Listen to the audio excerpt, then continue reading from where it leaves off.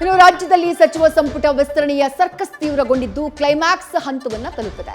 ಮುಂಬರುವಂತಹ ಚುನಾವಣೆಗಳನ್ನ ದೃಷ್ಟಿಯಲ್ಲಿಟ್ಟುಕೊಂಡು ಅಳೆದು ತೂಗಿ ಸಂಪುಟ ವಿಸ್ತರಣೆಗೆ ಹೈಕಮಾಂಡ್ ಪ್ಲಾನ್ ಮಾಡಿದೆ. ಇತ್ತ ದೆಹಲಿಯ ಬುಲಾವ್ ಬರ್ತಾ ಇದ್ದ ಹಾಗೆ ತ್ರಿಮೂರ್ತಿಗಳು ಜೊತೆಯಾಗಿ ದೆಹಲಿಗೆ ದೌಡಾಯಿಸಿದ್ದು ಗುರುವಾರದ ಒಳಗೆ ಸಂಪುಟ ವಿಸ್ತರಣೆಯಾಗುವಂತಹ ಸಾಧ್ಯತೆ ದಟ್ಟವಾಗಿದೆ.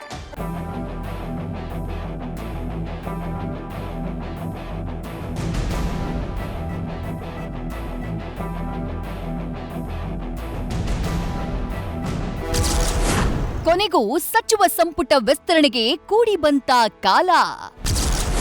ಕೈಯಲ್ಲಿ ಫೈಲ್ ಹಿಡಿದು ದೆಹಲಿಗೆ ಹಾರಿದ ತ್ರಿಮೂರ್ತಿಗಳು. ಎಸ್, ರಾಜ್ಯದಲ್ಲಿ ಸಚಿವ ಸಂಪುಟ ವಿಸ್ತರಣೆ ಜಂಜಾಟ ಅಂತಿಮ ಹಂತಕ್ಕೆ ಬಂದು ತಲುಪಿದೆ. ಕೆಲ ದಿನಗಳ ಹಿಂದೆ ತ್ರಿಮೂರ್ತಿಗಳು ದೆಹಲಿಯಿಂದ ಬರಿಗೈಲ್ ಬಂದಿದ್ರು. ಆದ್ರೆ ಮತ್ತೆ ಬುಲಾವ್ ಬರ್ತಿದ್ದಂತೆ ಇವತ್ತು ಸ್ಪೆಷಲ್ ಫ್ಲೈಟ್ನಲ್ಲಿ ದೆಹಲಿಗೆ ದೌಡಾಯಿಸಿದ್ದಾರೆ. ಇದರ ಬೆನ್ನಲ್ಲೇ ಸಚಿವ ಸ್ಥಾನದ ಆಕಾಂಕ್ಷಿಗಳ ಲಬ್ ಡಬ್ ಜೋರಾಗಿದೆ. ಕರುನಾಡಿನಲ್ಲಿ ಡಿಕೆ ಸರ್ಕಾರ ಅಧಿಕಾರಕ್ಕೆ ಬಂದು 2 ತಿಂಗಳಾಗ್ತಾ ಬಂತು. ಸಂಪುಟ ಭರ್ತಿಯಾಗದೆ ಆಡಳಿತದ ನೊಗ ಹೊತ್ತು ಅಧಿಕಾರದ ಬಂಡಿಯನ್ನ ಸರಿಯಾಗಿ ಎಳೆಯೋಕಾಗ್ತಿಲ್ಲ. ಹೀಗಾಗಿ ಎಲೆಕ್ಷನ್ ಹತ್ತಿರವಾಗ್ತಿದೆ, ಬೇಗ ಏನಾದ್ರೂ ಮಾಡಿ ಅಂತ ಸಚಿವಾಕಾಂಕ್ಷಿಗಳು ಒತ್ತಡ ಹಾಕ್ತಿದ್ದಾರೆ. ಹೀಗಾಗಿ ಸಚಿವ ಸಂಪುಟ ವಿಸ್ತರಣೆ ಸಂಬಂಧ ಅಂತಿಮ ಮಾತುಕತೆ ನಡೆಸೋಕೆ ತ್ರಿಮೂರ್ತಿಗಳಾದ ಸಿಎಂ ಡಿಕೆ ಶಿವಕುಮಾರ್, ಮಾಜಿ ಸಿಎಂ ಸಿದ್ದರಾಮಯ್ಯ ಮತ್ತು ಕೆಪಿಸಿಸಿ ಅಧ್ಯಕ್ಷ ಬಿಕೆ ಹರಿಪ್ರಸಾದ್ ಒಂದೇ ವಿಮಾನದಲ್ಲಿ ದೆಹಲಿಗೆ ಹಾರಿದ್ರು. ಫ್ಲೈಟ್ ಹತ್ತುವ ವೇಳೆ ಸಿದ್ದು ಹರಿಪ್ರಸಾದ್ ಬರಿಗೈನಲ್ಲಿದ್ರೆ ಸಿಎಂ ಡಿಕೆಶಿ ಮಾತ್ರ ಯಾವುದೋ ಫೈಲ್ ಹಿಡ್ಕೊಂಡು ಹತ್ತಿದ್ದು ಕುತೂಹಲವನ್ನ ಮೂಡಿಸಿದೆ.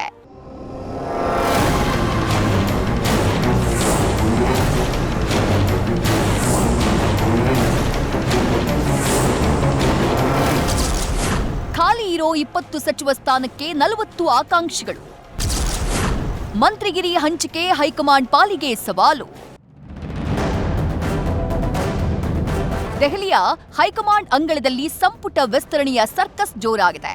ಖಾಲಿ ಇರೋದು 20 ಸ್ಥಾನಗಳು ಮಾತ್ರ. ಆದ್ರೆ ಆಕಾಂಕ್ಷಿಗಳ ಪಟ್ಟಿ ಅದಕ್ಕಿಂತ ಡಬಲ್ ಇದೆ. ಕರುನಾಡಿನ 2 ಪವರ್ಫುಲ್ ಲೀಡರ್ಗಳಾದ ಡಿಕೆಶಿ ಮತ್ತು ಸಿದ್ದರಾಮಯ್ಯರ ಮನವೊಲಿಸೋದೇ ಹೈಕಮಾಂಡ್ಗೆ ದೊಡ್ಡ ತಲೆನೋವಾಗಿದೆ.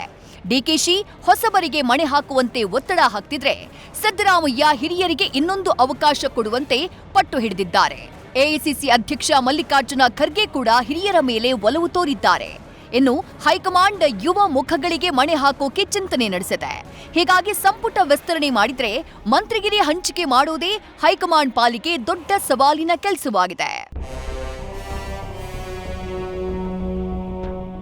ಸಚಿವ ಸಂಪುಟ ವಿಸ್ತರಣೆಯ ಅಂತಿಮ ಮಾತುಕತೆಗಾಗಿ ದೆಹಲಿಗೆ ಬಂದಿಳಿದ ರಾಜ್ಯ ನಾಯಕರಿಗೆ ನಿರಾಸೆಯಾಗಿದೆ.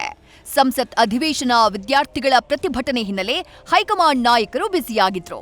ಹೀಗಾಗಿ ಇವತ್ತು ರಾಜ್ಯ ನಾಯಕರ ಜೊತೆ ನಡೆಯಬೇಕಾಗಿದ್ದಂತಹ ಸಭೆಯನ್ನ ನಾಳೆಗೆ ಪೋಸ್ಟ್ಪೋನ್ ಮಾಡಲಾಗಿದೆ. ಆದ್ರೆ ಸಿಎಂ ಡಿಕೆಶಿ ಮಾತ್ರ ಸಂಪುಟ ವಿಸ್ತರಣೆ ವಿಷಯದಲ್ಲಿ ಹಠಕ್ಕೆ ಬಿದ್ದಂತೆ ಕಾಣಿಸ್ತಾ ಇದೆ. ಗುರುವಾರ ಸಂಪುಟ ವಿಸ್ತರಣೆಗೆ ಡಿಕೆಶಿ ಆಸಕ್ತಿ ಹೊಂದಿದ್ದು, ತಡರಾತ್ರಿಯಾದ್ರೂ ಪರವಾಗಿಲ್ಲ, ಇವತ್ತೇ ಹೈಕಮಾಂಡ್ ಸಮ್ಮುಖದಲ್ಲಿ ಸಭೆ ನಡೆಸೋಕೆ ಸಿಎಂ ಡಿಕೆಶಿ ಕಸರತ್ತು ಮಾಡ್ತಿದ್ದಾರೆ. ಸಂಪುಟ ವಿಸ್ತರಣೆ ಕಸರತ್ತು ಕೊನೆಯ ಹಂತವನ್ನ ತಲುಪಿದ್ದು ಸಚಿವಾಕಾಂಕ್ಷಿಗಳು ಮೈಯೆಲ್ಲ ಕಣ್ಣಾಗಿಸಿಕೊಂಡು ಕಾಯ್ತಿದ್ದಾರೆ. ಎಚ್ಕೆ ಪಾಟೀಲ್, ಸಲೀಂ ಅಹಮದ್, ಅಶೋಕ್ ಪಟ್ಟಣ್, ಎಂವೈ ಪಾಟೀಲ್, ನರೇಂದ್ರ ಸ್ವಾಮಿ, ರಾಯರೆಡ್ಡಿ ಸೇರಿ ಹಲವರು ದೆಹಲಿಯಲ್ಲಿ ತೀವ್ರ ಲಾಬಿ ಮಾಡ್ತಿದ್ದಾರೆ. ಇನ್ನು ಕೆಲ ಹಿರಿಯ ಸಚಿವರು ತಮ್ಮ ಆಪ್ತರಿಗೆ ಮಂತ್ರಿಗಿರಿ ಕೊಡಿಸೋಕೆ ಮುಂದಾಗಿದ್ದಾರೆ.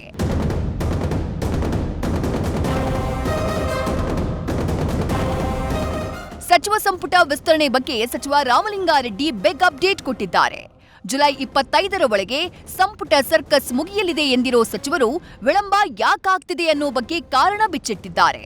ಸಚಿವ ಸಂಪುಟ ಆಗಲೇಬೇಕು, ಆಗುತ್ತೆ, 25ರೊಳಗೆ ಆಗುತ್ತೆ ಅಂತ ನನ್ನ ಅಭಿಪ್ರಾಯ. ಯಾಕಂದರೆ ಮೊನ್ನೆ ಕ್ಯಾಬಿನೆಟ್ಟಲ್ಲಿ ಮುಖ್ಯಮಂತ್ರಿಗಳು ಹೇಳಿದ್ದಾರೆ. ಇವತ್ತು ದೆಹಲಿ ಹೊರಟ್ರಾಗಲೇ ಅವರು ಮಾಜಿ ಮುಖ್ಯಮಂತ್ರಿಗಳು, ನಮ್ಮ ಅಧ್ಯಕ್ಷರು ಎಲ್ಲ ದೆಹಲಿಗೆ ಹೋಗಿದ್ದಾರೆ.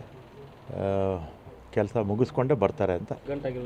ಕಗ್ಗಂಟೆನೇ ಇಲ್ಲ, ಆಕಾಂಕ್ಷಿಗಳು ಜಾಸ್ತಿ ಇರುತ್ತಲ್ವ, ಸಹಜವಾಗಿ ಪ್ರಾತಿನಿಧ್ಯ ಕೊಡಬೇಕಲ್ಲ, ಜಿಲ್ಲೆವಾರು, ವಿಭಾಗವಾರು ಮತ್ತು ಜಾತಿವಾರು ಕೊಡಬೇಕಲ್ಲ. ಅದರ ಮತ್ತು ಸೀನಿಯಾರಿಟಿ ಇದೆ, ಹೊಸಬ್ರಿಗೆ ಅವಕಾಶ ಇದೆ. ಅದರಿಂದ ಸ್ವಲ್ಪ ತಡ ಆಯಿತು. ಆದರೆ ಈ 25ಕ್ಕೆ ಮುಂಚೆ ಮುಗಿದೋಗುತ್ತೆ. ಒಟ್ಟಾರೆ ದೆಹಲಿ ಕರ್ನಾಟಕ ಭವನದಲ್ಲಿ ಕಾಂಗ್ರೆಸ್ ನಾಯಕರ ದಂಡು ಬೀಡು ಬಿಟ್ಟಿದೆ. ಎಲ್ಲವೂ ಅಂದುಕೊಂಡಂತೆ ನಡೆದ್ರೆ ಗುರುವಾರ ಸಂಪುಟ ವಿಸ್ತರಣೆಯಾಗುವ ಸಾಧ್ಯತೆ ಇದೆ.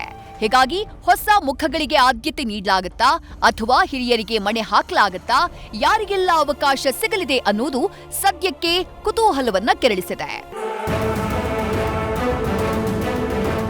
ದೆಹಲಿಯಿಂದ ಕ್ಯಾಮರಾಮನ್ ಅಶೋಕ್ ಜೊತೆ Harish Kakol, news first, Bengaluru. News first ನಿರ್ಭೀತಿಯಿಂದ ನಿಮ್ಮ ಪರವಾಗಿ.